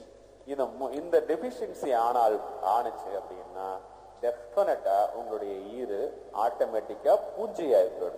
நீங்க ஒரு சாதாரண ஒரு பிஸ்கெட்டை கடிக்கும் போதோ இல்ல ஒரு ஆப்பிள் பழத்தை நல்லா ஒரு முழு ஆப்பிள் பழத்தை கடிக்கும் போதே கடிச்சுட்டு பார்த்தா அந்த ஆப்பிள் பழத்துல ஒரு கடிச்சதுக்கு இடத்துல ஈருல வந்து ரத்த கசிவு வரும். சோ ஈருல வீக்னஸ்ங்கிறத பொறுத்த வரைக்கும் விட்டமின் சி, விட்டமின் கே குறைபாடு இருந்ததுன்னா ரத்த கசிவு வரும். சரி, அதை உள்வாங்கிக் கொண்டோம் டாக்டர். இணைப்பில் ஒருவர் இணைந்திருக்கிறார், அவரை இணைத்துக் கொண்டு நாங்கள் பேசுவோம் டாக்டர். இணைப்பில் இணைந்திருக்கும் உறவு இனிய வணக்கம். சரி, மீண்டுமா இணைந்து கொள்ளுங்கள். 586963 மற்றும் 586799 இலக்கம் வெற்றிடமாக இருக்கிறது. டாக்டர் எலிலன் அவர்கள் இணைந்து பற்கள் பற்றிய கலந்துரையாடலில் இணைந்திருக்கின்றார். நீங்களும் கேள்விகளை கேட்டுக்கொள்ளலாம், தெளிவை பெற்றுக் கொள்ளலாம். சொல்லுங்கள் டாக்டர், தொடர்ந்து பேசுவோம் நாங்கள். அது மாதிரி சத்து குறைபாடுல அடுத்து பாத்தீங்க அப்படின்னா இந்த பல் வாயுடைய ஓரம் 2 ஓரங்கள் இருக்குல்ல, அந்த இடத்துல வாய்ப்புண் வர்றதுங்கிறது அது ஒரு அறிகுறி. என்ன அறிகுறி அப்படின்னா ரிபோஃப்ளோவின் அந்த சத்து, அதாவது இரும்பு சத்து அதிகமா குறைபாடா இருக்கக்கூடிய குழந்தைகளுக்கு அந்த நம்ம அந்த பழைய காலத்துல எல்லாம் பள்ளி எச்சம் விட்டுடுச்சு அதனால வந்துட்டு வாய் புண்ணா இருக்கு அப்படின்னு சொல்லிட்டு போயிடுவாங்க. அது மாதிரி இந்த வாய் ஓரங்களில் அந்த உதடு 2 சேர்ற இடத்துல நீங்க இடுக்குல வர்ற அந்த வாய் புண்ணுங்கிறது இரும்பு சத்து குறைபாடா இருக்கக்கூடிய குழந்தைகளுக்கு வரும். அதுக்கு அடுத்து சத்து குறைபாடு அப்படின்னு பாத்தீங்க அப்படின்னா நாக்குல வந்து பாத்தீங்க அப்படின்னா அந்த சுவை நரம்புகள் அப்படின்னு இருக்கு. நம்ம சுவை உணவை ஒரு சுவை பார்க்கிறோம், அந்த சுவை பார்க்கும் போது அதோடைய ருசி தன்மை இதெல்லாம் வந்துட்டு நாக்குடைய சுவை நரம்புகள் தான் வருது. இது வந்து நம்மளுடைய உடல்ல வந்து பொதுப்படையா ஒரு காய்ச்சல், ஒரு வைரல் காய்ச்சலா இருக்கட்டும், ஒரு டைபாய்டு காய்ச்சலா இருக்கட்டும், உடம்புல வந்து எதிர்ப்பு சக்தி குறையும் போது, ஏன்னா அந்த எதிர்ப்பு சக்திங்கிறது அந்த நோயை குணப்படுத்துறதுக்கு ஸ்பெண்ட் பண்ணும் போது இந்த வாயில இருக்கக்கூடிய சுவை நரம்புகள் எல்லாம் செயலிழந்து போகும். அதனாலதான் சில பேர் காய்ச்சல் வந்தது அப்படின்னா என்ன செய்வாங்கன்னா வாயெல்லாம் கசப்பா இருக்குது, எனக்கு ஒன்றும் சுவையே தெரியல அப்படின்னு வரத்துக்கு உண்டானது. அப்ப அது வந்து உடம்புல எதிர்ப்பு சக்தி குறையுது அப்படிங்கறதுக்கு உண்டான ஒரு அந்த நேரத்துல வந்து அதனாலதான் டாக்டர் இப்பெல்லாம் என்ன செய்வாங்கன்னா ஜுரம்னு வரும்போது எதிர்ப்பு சக்தி ஆன்டிபயோட்டிக் எல்லாம் கொடுக்கறது. அந்த ஆன்டிபயோட்டிக் எல்லாம் கொடுக்கும் போது என்னன்னா எதிர்ப்பு சக்தி அளவு ஏறி உங்க அந்த உடம்புல அந்த எதிர்ப்பு சக்தி அளவு குறையாத அளவுக்கு உங்களுக்கு இருக்கும். இதெல்லாம் தான் இப்ப மெயினா வந்து இந்த சத்து குறைபாடு அப்படின்னு நீங்க கேட்டீங்கல்ல, பல்லு, ஈரு, நான் சொன்ன மாதிரி வாய், இடுக்கு, நாக்கு, கண்ணம், இங்கெல்லாம் இருக்கக்கூடிய மெயினா சத்து குறைபாடா இருக்கக்கூடியவங்களுக்கு வரக்கூடிய. ஆம் டாக்டர், இந்த நேரத்தில் ஈறு நோய் சம்பந்தப்பட்ட இன்னொரு விஷயமும் நான் உங்களிடமிருந்து தெரிந்து கொள்ள வேண்டும். அதாவது ஈறு நோய் பொதுவாக ஆண்களை விட பெண்களைத்தான் அதிகம் பாதிக்கிறது என்று சொல்கிறார்களே, இது உண்மையா? அதாவது பொதுவா பாத்தீங்க அப்படின்னா நீங்க சொல்றதுங்கிறது உண்மை. ஏன் அப்படின்னா ஹார்மோன் லெவல் அப்படிங்கிறது வந்து பெண்களுக்கு வந்து மாறுபாடாகும். ஏன்னா மாதவிடாய் காலங்களில கர்ப்பம் தரிக்கும் போதெல்லாம் பாத்தீங்க அப்படின்னா அவங்களுக்கு ஹார்மோனுடைய அளவு மாறுபாடாகும். நிறைய தாய்மார்களுக்கு பாத்தீங்க அப்படின்னா கர்ப்பமா இருக்கும் போது சில பேருக்கு சர்க்கரை பிளட் சுகர் ஏறும், பிரஷர் ஏறும். ஆனா அவங்களுக்கு குழந்தை பிறந்த உடனே ஆட்டோமேட்டிக்கா அந்த சுகர் பிரஷர் எல்லாமே பழைய நிலைக்கு வந்துடும். அதே மாதிரி நிறைய கர்ப்பிணி பெண்மணிகளுக்கு இப்ப இந்த சொல்லுதுங்கிறது இந்த நிகழ்கால தலைமுறையில இருக்கிறவங்களுக்கு, ஏன்னா அதோடைய நம்மளுடைய வளர்ப்பு, உணவு பழக்க வழக்கம் இதெல்லாம் மாறினதுனால இப்ப என்ன ஆயிருக்கு அப்படின்னா அந்த நான் சொல்ல ஈர்ல இருந்து ரத்த கசிவு அப்படிங்கிறது அது ஈர் பூஞ்சையா போய் வீங்கிக்கிட்டு பாத்தீங்கன்னா அந்த ஈரே வந்து பல்லால சூழ்ந்துகிட்டு இருக்கிற மாதிரி இருக்கும். ஸோ பெண்களுக்கு வந்து ஒரு ஆண்களுக்கு இருக்கிற மாதிரி ஒரு நிலையான ஒரு ஹார்மோன் லெவல் மெயின்டைன் ஆகாதுங்கிறதுனால நம்மளுக்கு அந்த மாற்றத்துக்கு தகுந்த மாதிரி ஈருங்கிறது கொஞ்சம் ஆண்களை விட பெண்களுக்கு கொஞ்சம் அதிகம் பாதிப்படைகிறதுக்கு வாய்ப்புகள் இருக்கு. பொதுவா பாத்தீங்க அப்படின்னா நம்ம பொதுவா ஒரு வியாதிங்கிறது ஆண் பெண் அப்படிங்கிறது பிரிவுகிறது கிடையாது. இருந்தாலும் இந்த மாதிரி ஸ்பெஷல் அக்கேஷன், அதாவது கர்ப்பிணி, மாதவிடாய் நேரங்கள், இந்த நேரத்துல வந்துட்டு கொஞ்சம் வந்து வித்தியாசப்படலாம் வந்துட்டு. இந்த பெண்களுக்கு ஏற்படும் ஹார்மோன்ஸ் மாற்றங்கள் காரணமாகத்தான் இந்த தொடர்ந்து பேசுவோம் டாக்டர்.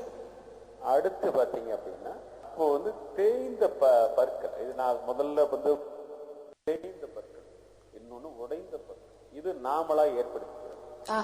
அந்த உடைந்த பற்கள் எப்படின்னா நம்ம ஆக்சிடென்ட் ஆகிறது, விளையாடும் போது கீழே விழுறது, இந்த மாதிரி உடைந்த பற்கள். இப்ப இந்த உடைந்த பற்கள் வந்துருச்சு அப்படின்னா அந்த பல்லு கீழே விழுகும், பல்லு உடையுது அப்படின்னா நிறைய பேர் வந்து அதை வந்து ஒரு சில நேரங்கள்ல வந்து சரியா கவனிக்காம விட்டுட்டு கூட போயிடுவாங்க. அப்ப இது என்ன ஆகும் அப்படின்னா நாளடைவுல அந்த அடிபட்ட பல்லுல வரக்கூடிய ரத்த ஓட்டம் குறைய ஆரம்பிச்சுக்கிட்டே இருந்து ஒரு சில வருடங்களுக்கு பிற்பாடு நான் சொன்ன அந்த பல்லுல இருக்கக்கூடிய ரத்த ஓட்டம் வரக்கூடிய ரத்த ஓட்டம் நின்று பல்லுடைய நிறம் மாற ஆரம்பிக்கும். பல்லுங்கிறது ஒரு கருத்து ஒரு நீல நிறத்துக்கு போகும். இத கத்திரிக்காய் கடிச்சிட்டான் சின்ன வயசுல அதனால பல்லு கருத்துருச்சு அப்படின்னு கூட சில நேரத்தில் கிராமப்புறங்கள்ல இல்ல அதுல இங்க இந்தியாவில எல்லாம் சொல்லுவாங்க. இது என்னன்னா ஒரு நிலை இல்லாத வயசுல அப்படியே விளையாடும் போது கீழே விழுந்திருப்பான், கவனிச்சிருக்க மாட்டாங்க, அப்படியே பல் கலருங்கிறது மாறிடும். அது மாதிரி ஒரு டாக்டர்கிட்ட வரும்போது என்ன செய்வாங்கன்னா அந்த பல் கலரை நீக்கிறதுக்கு நம்ம முன்னாடியே சொன்ன வேர் சிகிச்சை அப்படின்னு ஒரு சிகிச்சையை செஞ்சு முடிச்சதுக்கு அப்புறம் அதை செயற்கை உயிரோட்டத்தை கொடுத்ததுக்கு அப்புறம் அந்த கலர் மாறின பற்களுக்கு அந்த பல் கலருக்கு அந்த ஏற்ற மாதிரி ஒரு கேப் ஒரு ஓர செஞ்சு அந்த பல்லுக்கு மேலேயே பிக்சடா வந்து பொறுத்துக்கணும். இல்ல அப்படிங்கிற பட்சத்துல அந்த பல்லுக்கு மேல அந்த பல் கலர்லயே ஒரு காம்போஸ்டால ஒட்டிடுவாங்க. அதனால உங்களுக்கு அந்த நார்மல் அப்பியரன்ஸ்க்கு அது வந்துடும்.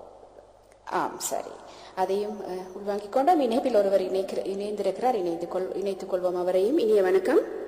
இனிய வணக்கம் சாய்பா. உங்களுக்கும் இணைந்திருக்கும் பல் வைத்தியத்தில் அவர்களையும் வரவேற்றுக் கொள்கிறோம். இனிய வணக்கம்.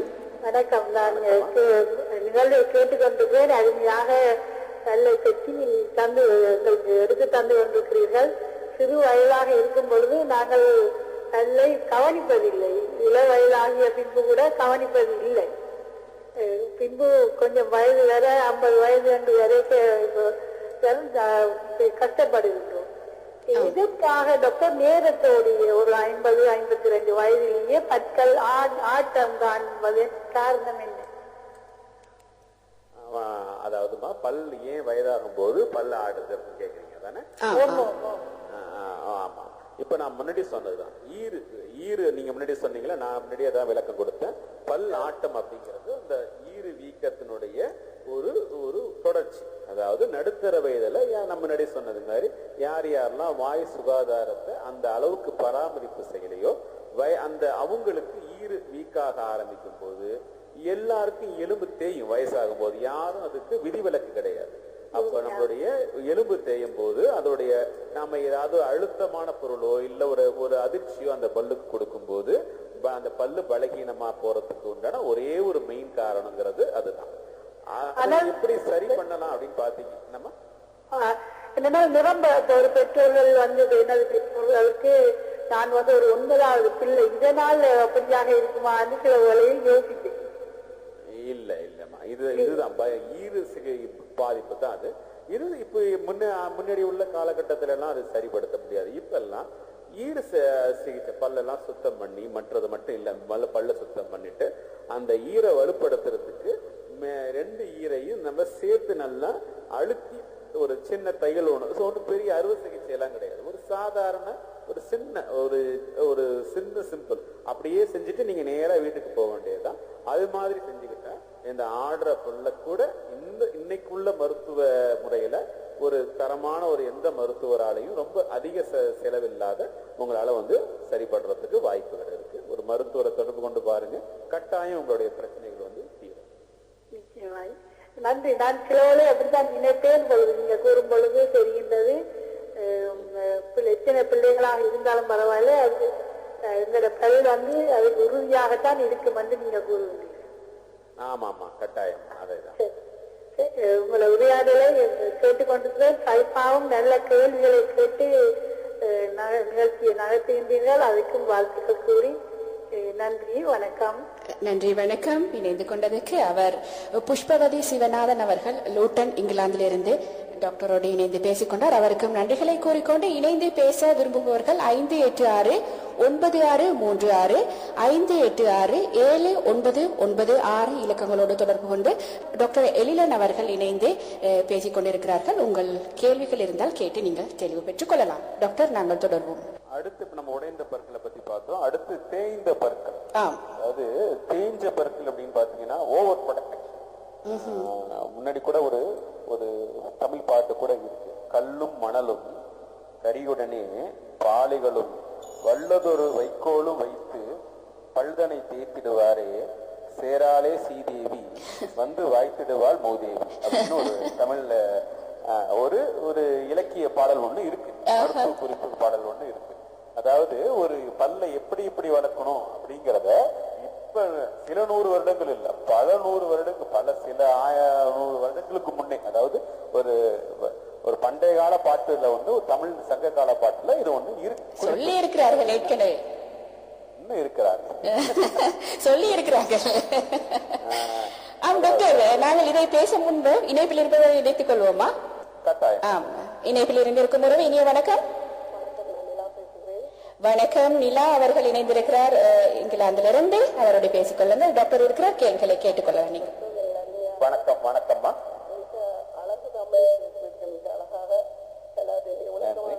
வாழ்த்துக்கள். கேட்டுக்கொண்ட உறவுகள் எல்லோருக்கும் பயனளிப்பதாக இருக்கும். கேள்வி முக்கியமாக குழந்தைகள் பிறந்த வளர்ந்து உள்ள குழந்தைகளுக்கு எந்த எப்படியான உணவுகளை கொடுப்பது, அவருடைய பல்லுடைய ஆரோக்கியத்தை பேணும் எப்படியான உணவு அவர்களுக்கு நல்லது என்று சொன்னால் நன்றாக இருக்கும். மற்றும் அந்த சில பேர் வந்து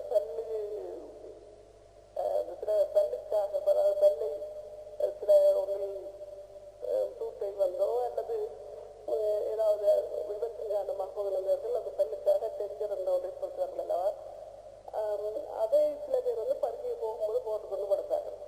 அது பற்றி என்ன சொல்லுங்க?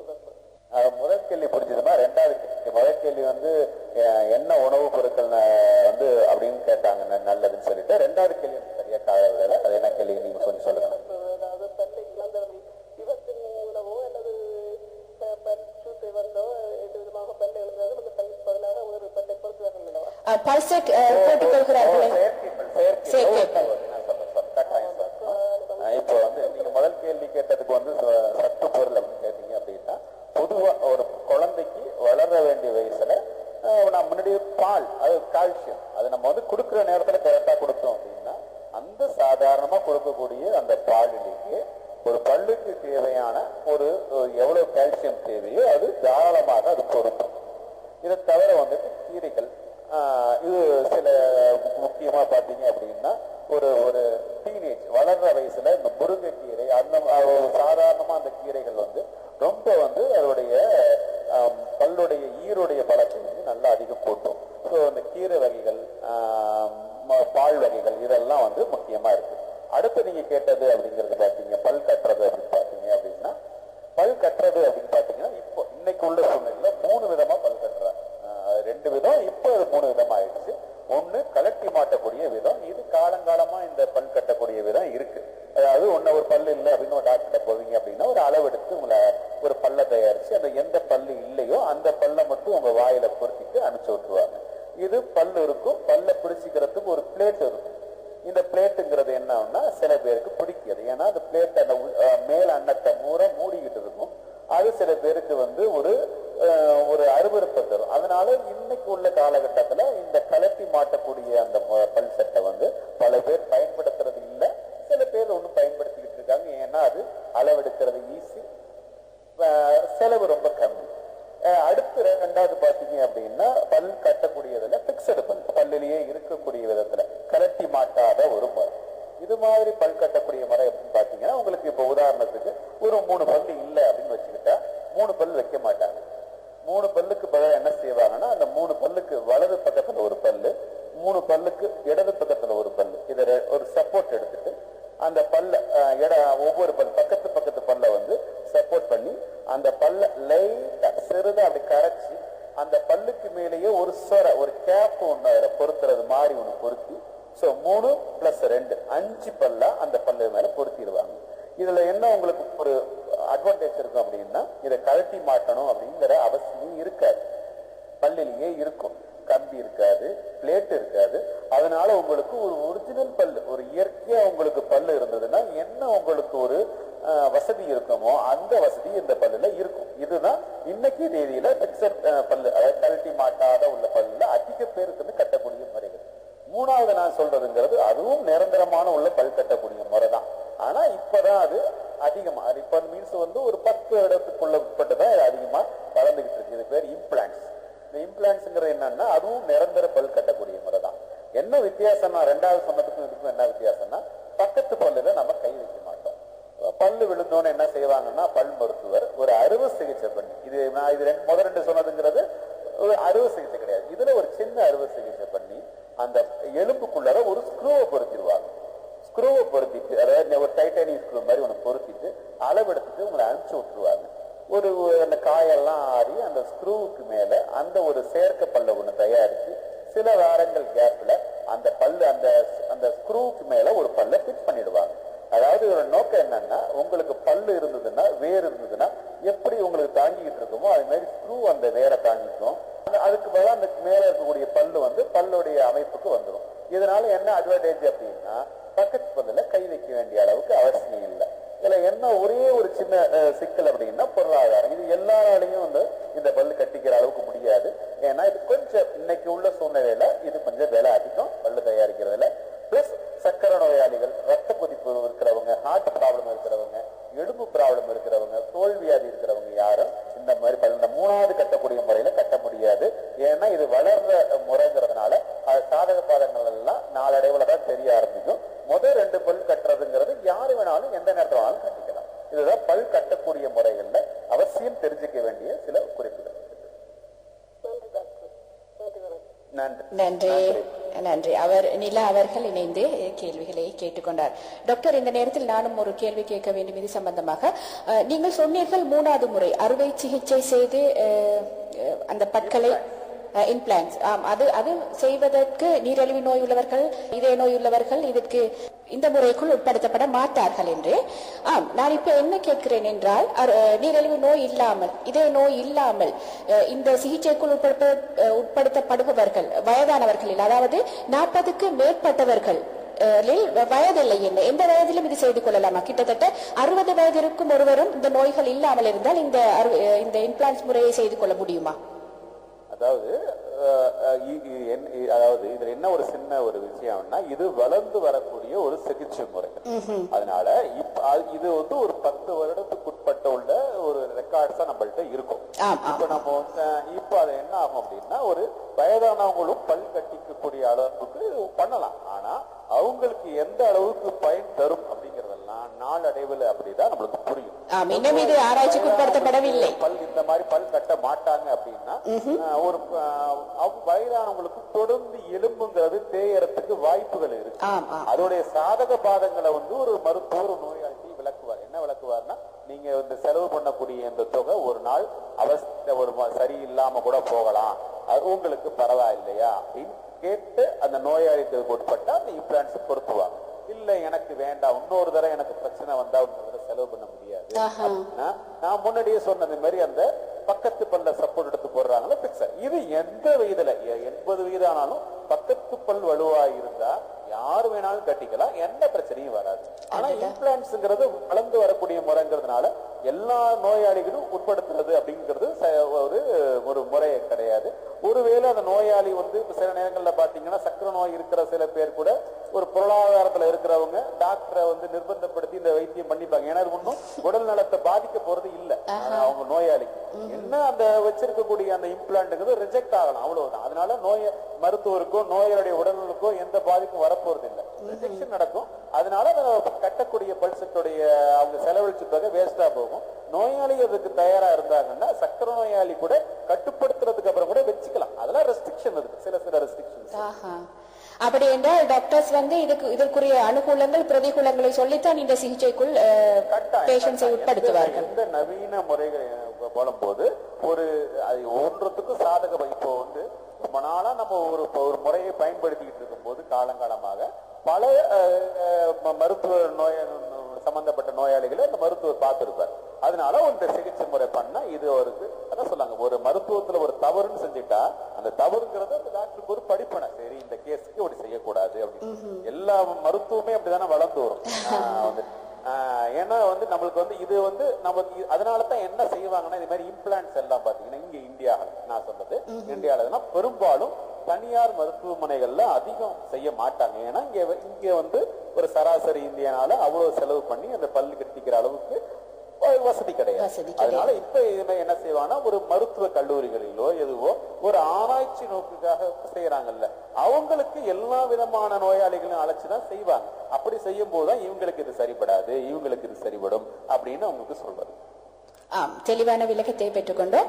தொடர்ந்து நாங்கள் பல் தேய்மானம் பற்றி பேசிக் கொண்டிருந்தோம் இல்லையா, தொடர்வோம்.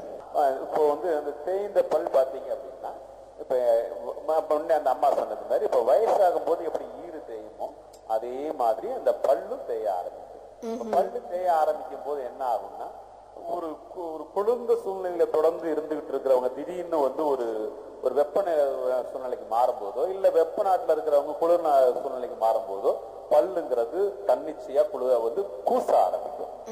இதுக்கு இப்ப என்ன ஆகும் அப்படின்னா அந்த கூச்சத்தை நம்ம சரி பண்ணணும் அப்படின்னா நாம அந்த பல்லு அடைச்சா சரிபடாது.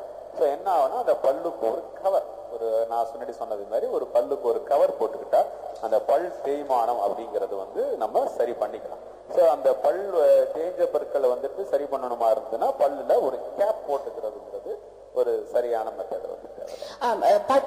பல் தேய்மானம் காரணமாக பற்களில் கூசல் ஏற்படுகிறது என்று சொல்கிறீர்கள். இதை தவிர சில பேருக்கு பற்கூசல் என்பதே ஒரு வியாதியாக இருக்கிறது இல்லையா டாக்டர்?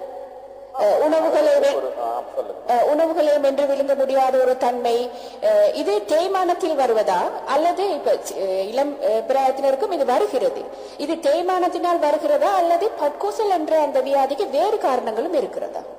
பல் கூச்சத்துக்குண்டான ஒரே ஒரு காரணம் ஒண்ணுதான், பல் தேய்மானம் மட்டும்தான். ஏன் இது சிறு வயதுல இருக்கிறவங்களுக்கும் வருது அப்படின்னா காரணம் ஒண்ணுமே கிடையாது. சின்ன காரணம் உணவு பழக்கத்துல உள்ள மாற்றம். ஒரு கோலா, இனி கோலா, இந்த கம்பெனி பேரு நான் சொல்லல, இனி கோலா இனி குடிச்சா கூட நாம அந்த பல்லுல அந்த அமிலத்தன்மைங்கிறது அந்த பல்ல சரி. அப்போ வளர்ந்து வரக்கூடிய குழந்தைங்களுக்கு இப்ப இருக்கக்கூடிய உணவு அது குடிக்கிறது, ஒரு கூல்ட்ரிங்க்ஸ் குடிக்கிறதுங்கும் போது ஒரு வயதான என்ன ஆகுது, உழைச்சி பல்லு தேயுது. அதே உழைக்காத வயசுல இருக்கக்கூடிய ஒரு இளைஞனுக்கோ இளைஞிக்கோ உணவு பழக்கத்தினால என்ன ஆகுது அப்படின்னா நம்மளுடைய உணவு நம்ம சொல்றது கோலா மட்டும் நான் சொல்ல, நிறைய உணவு பொருட்கள் நம்ம தயாரிக்கப்பட்ட உணவுல நிறைய கெமிக்கல்ஸ் கலந்துருக்கு, முன்னாடி எல்லாம் கிடையாது. அப்போ உணவு பழக்கத்துல வரக்கூடிய உரத்துல வரக்கூடியது எல்லாம் அந்த பல் தேய்மானங்கிறது அந்த ஜெனரேஷன் ஆட்டோமேட்டிக்கா வரும். இதை தவிர பல் தேய்மானங்கிறது சில பேர் தூக்கத்துல பல்லு கடிப்பாங்க, நைட் கிரைண்டிங் அப்படின்னு சொல்லுவாங்க. இது ரெண்டு எக்ஸ்ட்ரீம் இருக்கு. ஒண்ணு மனநலம் பாதிச்சவங்களுக்கு இந்த எக்ஸ்ட்ரீம் இருக்கும். சில நேரங்கள்ல பாத்தீங்க அப்படின்னா குழந்தைங்க விரல் சப்புறாங்கல்ல சாதாரண, அது ஒரு பழக்கம், அதே ஒரு பழக்கம் மாதிரியும் ஒரு கிரைண்டிங் இருக்கும். இவங்க பாத்தீங்கன்னா பக்கத்துல அப்பா அம்மா பெரும்பாலும் சிறு வயதோ இல்ல ரொம்ப வயதானவங்களோ இந்த ரெண்டு பேரும் தான் அதுல இருப்பாங்க. பக்கத்துல இருக்கிறவங்களுக்கு தூக்கம் வராது, அந்த அளவுக்கு பல்ல கடிப்பார்கள். அப்படி கடிக்கும் போது என்ன ஆகும்னா ரெண்டு கல்ல வருஷம்னா எப்படி பல்லு தேயுமோ அதே மாதிரி பல்லு கரைச்சி கடிச்சு அது அப்படியே அந்த பல்லுடைய எனாமல் பகுதி, நம்ம முன்னாடியே சொன்ன பல்லுக்கு எனாமல், டென்டின், பல்ப் அப்படின்னு 3 லேயர். அந்த பல்புக்குள்ள 3வது லேயர்ல பல்புலதான் நரம்பு இருக்கு. அதுக்குள்ள எது போயிட்டாலும் வலிக்கும். ஆனா முதல் லேயர் எனாமல் அப்படிங்கிறது உடம்புலயே இருக்கக்கூடிய எலும்புகள்லயே பலமான எலும்புங்கிறது எனாமல் தான். இருக்கிற எலும்புல உடம்புல இருக்கிற எல்லா எலும்புலையும் பலமான எலும்புங்கிறது எனாமல். அதுக்கு அடுத்து இருக்கிறது அந்த பல்லுல 2வது லேயர் டென்டின். சப்போஸ் ஒருத்தர் வந்து அரைச்சி இல்ல பல்ல ரொம்ப ரஃப் யூஸ் பண்ணி இல்ல உணவு பழக்கம் இது மாதிரி ஒண்ணுக்கு மேற்பட்ட பிரச்சனைகள் சேர்ந்து அந்த எனாமல் பகுதிங்கிறது தேஞ்சுக்கிட்டே போயிருந்துச்சுன்னா டென்டின் பகுதிங்கிற 2வது பகுதி யாருக்கெல்லாம் வெளியில வர ஆரம்பிக்குதோ அவங்க ஒரு டீ குடிச்சா, ஒரு கூல் ட்ரிங்க்ஸ் குடிச்சா, இல்ல ஒரு புளிப்பான ஒரு ஏதாவது ஒண்ணு திடீர்னு எடுத்துக்கிட்டா திடீர்னு ஒரு கூச்சம் அப்படி மின்னல் வேகத்துல வந்துட்டு சடக்குன்னு போகும். இது வந்து எந்த வயதுல வேணாலும் வரலாம். ஆனா சிறு வயதுல வந்ததுன்னா அது வயதாக வரக்கூடியது இல்ல, உணவு பழக்க வழக்கத்தினாலேயோ இல்ல பல்லு அதிகமா தேஞ்சதுனாலேயோ வர்றதுதான். சரி, அதையும் உள்வாங்கிக் கொண்டோம். இப்பொழுது லண்டனில் நேரம் சரியாக 10:55 நேர்கள் நீங்கள் இணைந்து இந்த நேரத்தில் கேள்விகளை கேட்டுக்கொள்ளலாம். 5869636 5867996. டாக்டர் எலிலன் அவர்கள் இணைந்திருக்கின்றார்கள் பற்கள் சம்பந்தப்பட்ட கலந்துரையாடலோடு. தொடர்ந்து பேசுவோம். இணையும் நேரத்தில் நேர்களை இணைத்துக் கொள்வோம். டாக்டர், உங்களுக்கு ஒருவர் வாழ்த்து சொல்லி இருக்கிறார். ருத்ரேஸ்வரன் அவர்கள் ஜெர்மனியிலிருந்து வாழ்த்துக்கள் டாக்டர் எலிலன் அவர்களுக்கு தொடர வேண்டும் என்று கேட்டுக்கொண்டிருக்கின்றார். நன்றி, எனது நன்றியை சொல்லுங்க. அப்புறம் பாத்தீங்க அப்படின்னா பொதுவாகவே பாத்தீங்கன்னா இப்போ எனக்கு ஒரு 10 நாளைக்கு முன்ன கூட ஒரு பேஸ்புக்ல ஒருத்தர் வந்துட்டு ஒரு ஜோக் அனுப்பிச்சிருந்தாரு. என்ன அனுப்பிச்சிருந்தாருன்னா, இந்த சைனா காரங்களை கண்டா உங்களுக்கு பிடிக்காதே சார்னு கேட்டாரு. புரியல என்னன்னு சொல்லிட்டு, ஏன் சார் நீங்க கேட்டேன் அப்படின்னா, இல்ல அவர் தான் அங்க பிரஷ் கண்டுபிடிச்சாரு, அவங்கதான் பல் வளர்க்கக்கூடிய பசையை கண்டுபிடிச்சவங்க, அதனால அவங்க எல்லாம் கண்டுபிடிக்கலன்னா உங்களுக்கு பல் டாக்டருக்கு எல்லாம் இன்னும் நிறைய சொத்தை வந்து இன்னும் நீங்க நிறைய சம்பாதிக்கலாம்ல அப்படின்னு கேட்டிருந்தாரு. இது ஆக்சுவலா வந்து என்னன்னா, இது ஒரு வரலாற்று நிகழ்வு. என்னன்னா, பல் பசையும் பல்லு அந்த பிரஷையும் சைனாக்காரங்க தான் கண்டுபிடிச்சாங்க அப்படிங்கிற மாதிரி ஒரு செய்தி வந்து எல்லா இடத்துலயும் இருக்கு. இணையத்துல கூட சர்ச் பண்ணி பாத்தீங்க அப்படின்னா 16ஆம் நூற்றாண்டுல சைனாக்காரன் தான் கண்டுபிடிச்சான் அப்படின்னு இருக்கு. இது நானும் நம்பிட்டு தான் இருந்தேன். நான் ஒரு சமயமா இப்போ நான் கொஞ்ச நாளைக்கு முன்ன ஒரு தமிழ் ஆசிரியரை பார்த்தேன். அவரு சொன்னது, அவர் வந்து சாதாரணமா ஒரு போது எனக்கு வந்து மலைப்பா இருந்தது. அவர் வந்து ஒரு பாட்டு வந்து சொன்னாரு, முழு பாட்டு சொன்னாரு, எனக்கு அவ்வளவு நினப்பு இல்லை. ஆனா அவர் சொன்ன ஒரு 2-3 வரி மட்டும் எனக்கு நினப்பு இருக்கு. அதாவது கலிங்கத்து பரணி, நம்ம பாடி கேள்விப்பட்டிருக்கீங்க. பரணி போர் முடிஞ்சதுக்கு அப்புறம் பாடக்கூடிய பாடல்கள் அந்த பாடல்ல வந்து அவர் சொல்றாரு, அந்த பாட்டு பெரிய பாட்டு அவர் சொன்னது வந்துட்டு, அதாவது போர்லாம் முடிஞ்சிட்டு வீரங்கள்லாம் செத்து கிடக்குறாங்க, எல்லாத்தையும் கிடக்குறாங்க, வீரர் கிடக்குறாங்க, யானை கிடக்குது, செத்து போய் ரத்தம் கிடக்குது, எல்லாம் கிடக்குது. அப்ப பேய் வருது. அந்த பேய் பாடுற மாதிரி தான் அந்த பாட்டுலாம் இருக்கும். அந்த பேய் வந்து என்ன செய்யுது, எல்லாத்தையும் நல்லா சாப்பிட்டு முடிச்சுட்டு ஃபுல் சாப்பாடுறதுக்கு அப்புறம் நல்லா செரிக்கும் போது ஒரு பெரிய பேய், மூத்த பேய் சொல்லுது இளைய பேய்கிட்ட அறிவுரை சொல்லுது, எப்படி இரு அப்படின்னு சொல்லிட்டு. அப்ப சொல்லும் போது சொல்லுதான், அது மரித்த பருப்பின் வெண்கோளால் பல்லை விலக்கி கொள்ளீரே, மரித்த களிற்றின் பழு எலும்பை வாங்கி நாக்கை வெளியீரே, குளிர்ந்த தண்ணீர்தனை மொண்டு குசித்த வாயை பூசீரே. அதாவது இறந்து கிடக்கும் யானை கொம்பை வந்து பல் குச்சியாக்கி பல்ல விளக்கிக்கோ, காப்பி இல்ல நீ, அதனால பல்ல விளக்கிக்கோ. ஆண் யானை விழா எலும்பை கொண்டு வந்து நாக்க நல்லா சொன்னல டங் கிளீன் பண்ணிக்கோ. 3வது குளிர்ந்த நீரை மொண்டு கூழ் குடிச்சு இல்ல, ரத்தம் குடிச்ச கூழ குடிச்சு இல்ல, அத வந்து வாயை நல்லா கழுவிக்கும். நான் முன்னாடி சொன்னது மாதிரி மவுத் வாஷ் பண்ணிக்கோ. இதெல்லாம் 11ஆம் நூற்றாண்டுல பாடின கலிங்கத்து பரணியில ஒரு குறிப்பு இருக்குன்னு அவர் சொன்னாரு.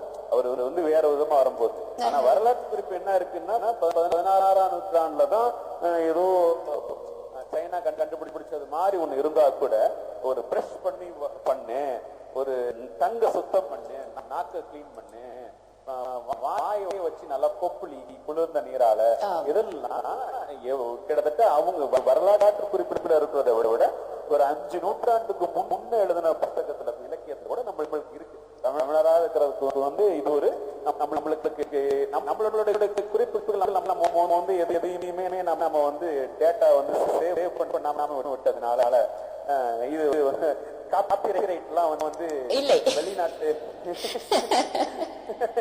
இல்லாமல் போய்விட்டது. சொல்வதைத்தான் கேட்கிறோம்.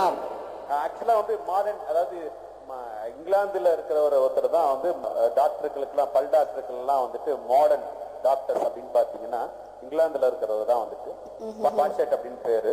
அவரு தான் வந்து இங்கிலாந்துல பிறந்தவர். அவர் வந்துட்டு ஒரு டாக்டர் கிடையாது, அவர் வந்து ஒரு சாதாரண ஆளு தான். அவர் பேர் பியரி பான்செட் அப்படின்ட்டு. 1650 60 பிறந்தவர். அவர் வந்து ஒரு சாதாரண ஆள் என்ன செஞ்சாரு, சும்மா உட்காந்து பல்லு வரவங்களுக்கு எல்லாம் ஆராய்ச்சி பார்க்கிறது.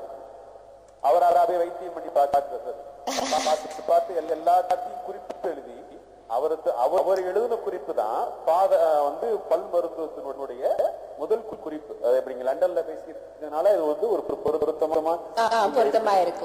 1600 பேர் தியரி அவர் தான் ஃபாதர் ஆஃப் மாடர்ன் டென்டிஸ்ட். எல்லா பல் மருத்துவர்களுக்கும் ஒரு வழிகாட்டினா அவரு தான். அங்கே அவர்கிட்ட இருந்துதான் முதல்ல வந்து அமெரிக்காக்கு வந்து பேக்கர் அப்படின்னு இன்னொருத்தர் கிளம்பினார்.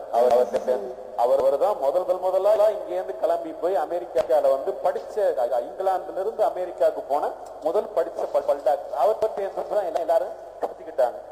இது ஒரு வரலாற்று குறிப்பு. இங்கிலாந்து நம்ம அங்க பேசுறதுனால கரெக்டா அது புரிஞ்சு வருகிறது. அதை தெரிந்து கொண்டதிலும் மகிழ்ச்சி டாக்டர். மகிழ்ச்சி. இப்போது நான் சில பொதுவான கேள்விகளை என் பக்கமாக இருந்து கேட்கிறேன். என்னென்றால், நீங்கள் எனக்கு தந்த ஒரு மணித்தியாலமும் போய்விட்டது. உங்களுக்கும் வேறு வேறு பணிகள் இருக்கும் என்பதால் நான் பொதுவான சில கேள்விகளை உங்களிடமிருந்து பதில் அறிந்து கொள்ள ஆசைப்படுகின்றேன். இந்த நேரத்தில் நேயர்கள் நீங்கள் இந்த நேரத்தை பயன்படுத்திக் கொள்ளுங்கள். டாக்டர் இருக்கிறார். 586963 இலக்கம் மற்றும் 586796 இலக்கமும் வெற்றிடமாக இருக்கிறது. நீங்கள் இந்த கேள்விகளை கேட்டு தெளிவை பெற்றுக் கொள்ளுங்கள். நான் என் பக்கமாக நேர்கள் தந்திருக்கும் கேள்விகளை நான் வாசித்து விடுகிறேன். இது தவிர டாக்டர், இதை பற்கள் பற்றி பேச போனால் ஒரு மணித்தியாலம் போதாது. நிறைய மணித்தியாலங்கள் பேசித்தான் முடிக்க வேண்டும். ஆனால் இன்றைய நேரம் சில வேளை உங்களுக்கு பணி இருக்கலாம். நான் என்றால் இங்கு நகர்த்தி கொண்டு போவதில் எனக்கு பிரச்சனை இல்லை. உங்களை சில நேரம் பணி அழைக்கும். அதனால் நான் பொதுவான கேள்விகள் சிலரை கேட்டு நாங்கள் இன்று விடை பெறுவோம். ஆனால் இது முடிவல்ல, தொடருவோம் டாக்டர். இன்னும் நிறைய விஷயங்கள் பேச இருக்கிறது. இத்தோடு உங்களை விட்டுவிட முடியாது.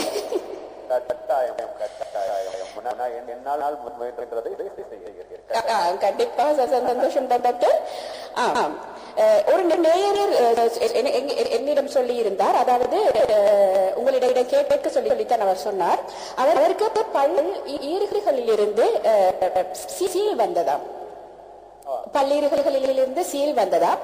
அவர் டாக்டரிடம் போன போது, டென்டிஸ்டிடம் போயிருக்கிறார்.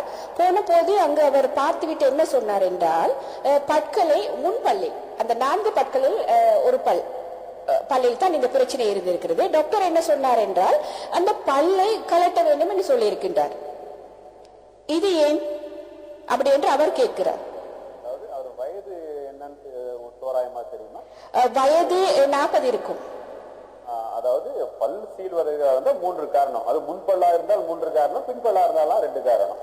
ஒண்ணு பல் சொத்தையாக இருந்து அது நரம்பு பகுதியை அழித்து அதனால் வந்து சலம் வரலாம். இது காரணம் ஒண்ணு. 2வது காரணம் ஈறுடு வியாதி, பயூரியா முத்தி போய் அதனால ஈறு அழுகி போய் சலம் வரலாம். காரணம் தான் 2. 3வதுங்கிறது நம்ம முன்னாடியே சொன்ன மாதிரி அடிபட்டு அந்த அழுக்குதுன்னு சொன்ன கலர் மாறுற நேரத்துல கூட வைத்தியம் பார்க்காம இருக்கிறவங்களுக்கு பல்லுள்ள பொறையோடி சலம் வைக்கிறது. அவங்களுக்கு அடிப்பட்டது நினைப்பு இருக்காது. ஆனா வந்து பல்லுக்கு பொறையோடி இருக்கும். அது எப்போது பட்ட அடியாக இருக்குமா டாக்டர்? அடிபட்டிருக்கலாம். முன்னர் அடிபட்ட பல்லுடைய அடிபட்டாக கூட இருக்கலாம். இந்த 3 காரணங்கள் இருக்கு சொன்னது மாதிரி. இதுல வந்து ஒரு இது மாதிரி இருந்ததுன்னா ஒரு டாக்டர் ஊடுகுது ஒரு எக்ஸ்ரே ஒண்ணு போட்டு பார்ப்பார். பெரும்பாலும் கட்டாயம் போட்டு பார்த்திருப்பார். இந்த எக்ஸ்ரேல பல் காப்பாற்றிக்கக்கூடிய அளவுக்கு, அந்த பெரும்பாலும் சலம் வர்ற அளவுக்கு அந்த கண்டிஷன் போயிடுச்சு அப்படின்னா ஒரே ஒரு முறை தான் காப்பாற்ற முடியும். நான் முன்னாடி சொன்ன மாதிரி வேர் சிகிச்சை பண்ணி அந்த பல்ல காப்பாற்றுறது தவிர வேற வாய்ப்பு இல்லை. ஒருவேளை வேர் சிகிச்சை பண்ற அளவு எல்லாம் தாண்டி அந்த பல்லு போயிருக்கு, அந்த பல்லுல ஒரு பிடிப்பு இல்ல, அதனால இந்த பல்லு வச்சுக்கிறதுங்கிறது அவ்வளவு உசித்தம் இல்லை அப்படின்னு அந்த டாக்டர் எக்ஸ்ரேவை பார்த்து சொல்லியிருந்தாருன்னா அது பல்லு எடுக்கிறதுங்கிறது ஒருவேளை அங்க கரெக்டா இருக்கலாம். நம்ம எக்ஸ்ரே பார்த்து அந்த ஊடுகதை பார்த்ததுக்கு அப்புறம் தான் அதோடைய உண்மையான பொசிஷன் நமக்கு சாதாரண கண்களால் செய்ய முடியாது. இந்த சலம் அந்த எலும்பை வந்து முற்றிலும் பாதிச்ச மாதிரி இருந்தது அப்படின்னா அந்த பல்ல வந்து சிகிச்சை பண்ணி காப்பாற்றிக்கிறதுக்கு வாய்ப்பு இல்லாத பட்சத்துல அந்த பல்ல எடுத்துக்கிறது. ஒருவேளை வேறு சிகிச்சை பண்றதுக்கு வாய்ப்பு இருந்தது அப்படின்னா கட்டாயம் இந்த பல்லு இன்னொரு 10 வருஷமோ 20 வருஷமோ பல்லு எடுக்கிறது தள்ளி போகும். அதான் நம்ம மருத்துவ சிகிச்சை பண்ண முடியுமா அப்படின்னு கேட்கலாம். அவர் டாக்டர் வந்து ஒருவேளை செய்யற அளவுக்கு இருந்ததுன்னா செய்வாரு, இல்ல இது செய்ய முடியாது, இது செய்யற அளவுலாம் தாண்டி போயிருக்குன்னு சொன்னாருன்னா அவர் பல் எடுக்க சொல்லுவார். அந்த நேயர் உள்வாங்கி கொண்டிருப்பார் டாக்டர் சொன்ன விஷயங்களை. இன்னொரு கேள்வி டாக்டர், இப்போ சின்ன பிள்ளைகளுக்கு எல்லாம் இந்த பல் தூக்கலாக உள்வாங்கி கொண்டோம். அடுத்த கேள்வி டாக்டர், இது வந்து இலங்கையில் இருந்து ஒருவர் உங்களிடம் சொல்லி கேட்டது. அதாவது தன்னோட மகனுக்கு சின்ன பையன் ஒரு 6-7 வயது இருக்கும், அவருக்கு ஒரு 6-7 மாதத்துக்கு முன்னால் பல் விழுந்து விட்டதா, ஆனால் இன்னுமே பல் வர காணுமா, ஏன் என்று கேட்கிறார். அதாவது ஒவ்வொரு பல்லும் விழுந்து முளைக்கிறதுக்கு ஒரு குறிப்பிட்ட கால அவகாசங்கிறது ஒண்ணு இருக்கு. சில பற்கள் கீழ்பல்லா இருந்தால் 6 வயதுல, முன்பல் 6 வயதுல விழும், மேற்பள்ளி 8 வயதுல விழுந்துட்டு முளைக்கும். பின்கழா பல் வந்து நான் முன்னாடி சொன்னது மாதிரி 6 சொன்ன பால் பல்லு வருஷங்கிறது 6 வயதுல இருந்து 12 வயது வரைக்கும் விழும். இதுல வந்து சப்போஸ் அந்த பிள்ளை வந்து விளையாடும் போது இடிச்சுக்கிட்டோ இல்ல சொத்தை இருந்தோ இல்ல கவனிக்காமலேயோ அந்த பல்லு ஆட்டோமேட்டிக்கா முன்னையே பல்லு விழுந்து இருந்துச்சு அப்படின்னா அந்த பல்லு முன்ன முளைக்காது. அது எப்போ முளைக்குமோ அது முளைக்க வேண்டிய நேரத்துல மட்டும்தான் பல்லு முளைக்கும். பல்லு இல்லாம போறதுக்கு உண்டான வாய்ப்பு கம்மி. யாருக்கும் பல்லு முளைக்காம போயிடுமோ அப்படிங்கிற பயம் எல்லாம் வேண்டாம். கட்டாயம் பல்லு முளைக்கும். என்ன ஒருவேளை சீக்கிரம் விழுந்திருந்ததுன்னா ஒரு 2 மாசம் லேட்டா முளைக்கும். அது முளைக்க வேண்டிய நாளத்துல அவ்வளவுதான். அப்போ முளைக்கலையே, ஒருவேளை முளைக்கலைன்னா அதனால என்ன செய்வாங்கன்னா ஒரு மரக்கரை ஊசி லைட்டா கீறி விடுவாங்க. பாட்டி வைத்தியம் தான், நெல்லால அந்த காலத்துல கீறி. இப்ப வந்து சுகாதாரமா நம்ம வந்து ஒரு டாக்டர் பண்ணினா ஒரு சின்ன கீறின உடனே அடுத்த 1/2 மணி நேரத்துல பல்லு விடும். ஆம் டாக்டர், அது இது புலம்பெயர் நாட்டு சின்ன பிள்ளைங்களை பற்றிய ஒரு கேள்வி, பல் பற்றியது. இங்கு தாய்மார்கள் பெற்றோர்கள் புலம்பிக் கொண்டிருப்பது என்னென்றால், இங்குள்ள சின்ன பிள்ளைங்களுக்கு வந்து பல் விழாமல் இருக்கிறதே, 9 வயதாகிவிட்டது, 10 வயதாகிவிட்டது, ஆனால் என் பிள்ளைக்கு இன்னும் பல் விழவில்லையே, அது ஏன் அப்படி என்று கேட்கிறார்கள். அதாவது பல் விழறதுக்கு ஒவ்வொரு பல்லுக்கும் விழக்கூடிய அவகாசங்கிறது வித்தியாசப்படும். 2வது பல் முன்னேற்றது மரபணுல உள்ளது.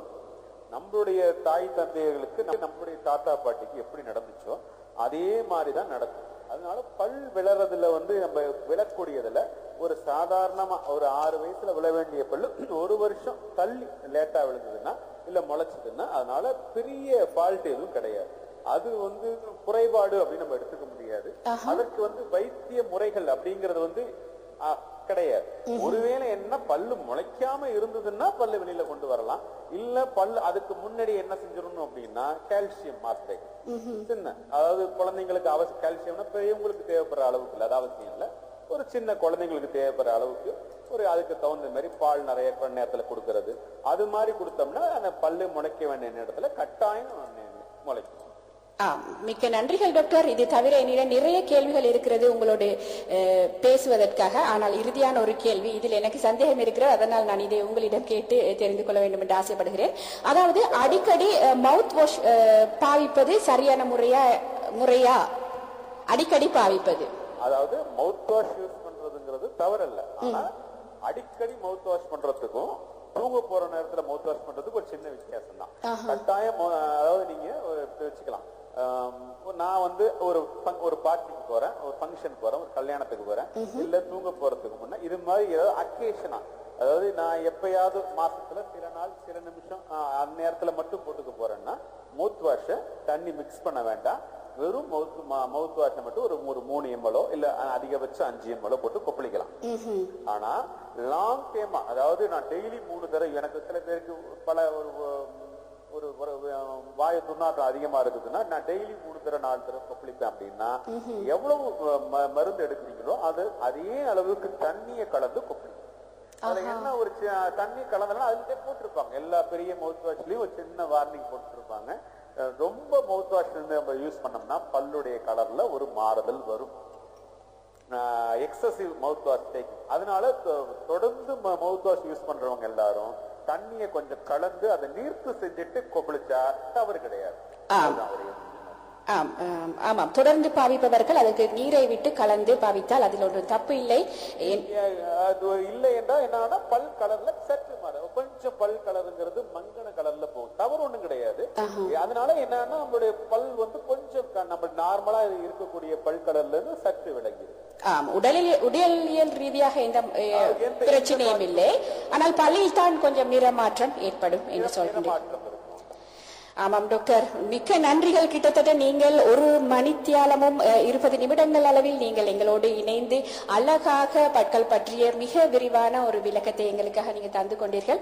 உண்மையில் மிக சிறப்பாக இருந்தது. நிறைய அறியாத விஷயங்களை நான் மட்டுமல்ல நேயர்கள் கூட அறிந்து கொண்டிருப்பார்கள். மீண்டும் ஒரு பொழுதினில் நாங்கள் இன்னும் நிறைய பேச இருக்கிறது இந்த பல் பற்றிய இந்த கலந்துரையாடலில். மீண்டும் ஒரு முறை உங்களோடு சந்தித்து நான் பேச ஆசைப்படுகிறேன். கண்டிப்பாக நீங்கள் பணியில் ஒரு வாய்ப்பு இருந்ததுனால் நான் கட்டாயம் சந்திக்கிறேன். நீங்கள் ஃப்ரீயாக இருக்கும் நேரத்தில் கண்டிப்பாக புதன்கிழமையில் நாங்கள் இன்னும் ஒரு முறை அல்ல சந்தித்து பேசிக்கொள்வோம். இந்த வாய்ப்பளித்த உங்கள் சகோதரி உங்களுக்கும் லண்டன் தமிழ் ரேடியோவுக்கும் என்னுடைய நன்றியும் வணக்கமும், பங்கு கொண்ட நேயர்களுக்கும் என்னுடைய நன்றிகள் வணக்கம். மிக்க நன்றிகள் டாக்டர். தொடர்ந்து கொள்வோம், மீண்டும் சந்திப்போம்.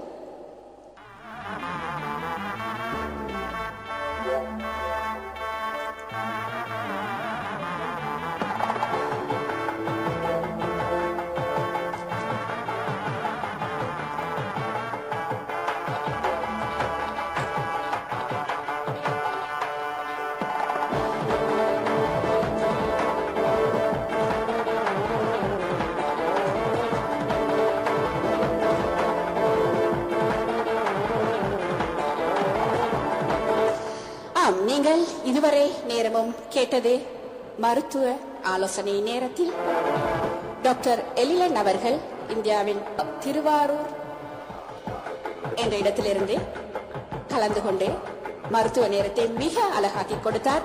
அவருக்கு மீண்டுமாய் லண்டன் தமிழ் வானொலியினூடாக நன்றிகளையும் வாழ்த்துக்களையும் தெரிவித்துக் கொண்டு மீண்டும் அவரோடு இணைந்து நாங்கள் இன்னும் பேசுவோம்.